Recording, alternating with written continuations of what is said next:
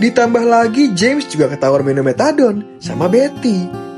Hal itu bikin Betty kecewa karena James gak jujur. Padahal dia tahu Betty pernah kehilangan kakaknya karena OD.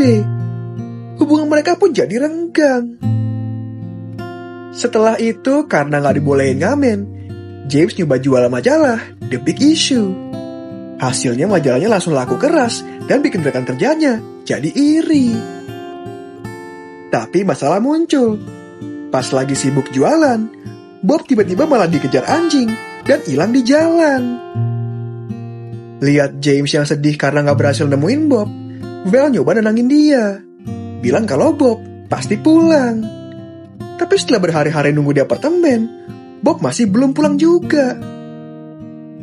Sampai akhirnya James yang kesepian dan depresi mulai tergoda untuk make lagi. Untungnya dia berubah pikiran dan milih buat pulang. Setelah nyampe apartemen, James dibuat kaget karena tiba-tiba Bob udah ada di sana.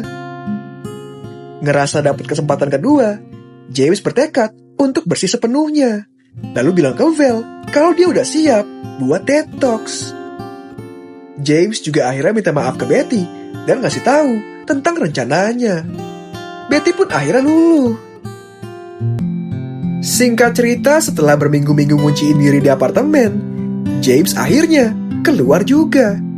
Tapi kali ini sebagai James yang baru, yaitu James yang punya kendali penuh atas hidupnya sendiri. Beberapa hari setelahnya, James dihubungin pihak penerbit yang tertarik sama kisah hidupnya. Mereka nawarin untuk bantuin James nulis buku. Tanpa mikir panjang, James terima tawaran itu dan mulai nulis bukunya sendiri. Setelah itu, James nemuin ayahnya untuk ngasih tahu kalau dirinya udah bersih, lalu minta maaf atas semua kesalahannya. Tapi Jack bilang kalau yang seharusnya minta maaf adalah dirinya sendiri, karena gak tahu cara jadi ayah yang baik untuk James. Di momen itu hubungan mereka pun kembali seperti semula. Singkat cerita, bukunya James akhirnya terbit. Semua orang berkumpul untuk dengerin kisahnya.